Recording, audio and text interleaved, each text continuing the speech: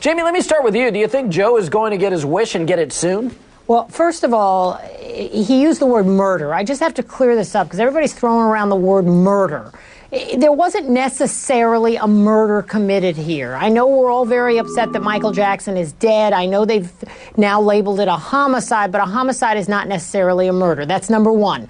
Number two, I think there's a whole lot of culpability to go around, and that includes Michael Jackson himself, sorry to say, and it includes anyone who played a role in his very sad, lonely, long life of drug addiction, and that may even go back to his childhood, AJ, which was a lonely life, started long ago on the stage. So, I think Joe needs to be very, very careful. And I say this with all due respect for a man who has, who really deserves a lot of credit for the Jackson 5 and for Michael Jackson's tremendous success. But he, too, may have had a role to play in what happened to Michael Jackson over the years. I mean, I'm just tremendously saddened and angry about what happened to Michael Jackson over the years. And it's just very dangerous to start throwing around blame beyond the one doctor we know who was treating Michael Jackson. No, I agree with you, and I appreciate your perspective there, Jami. This is the time to lay low for a long time. If he wants to focus on his art and his music and be public in that way, that's fine. But going on, with all due respect to Larry, it's a good get.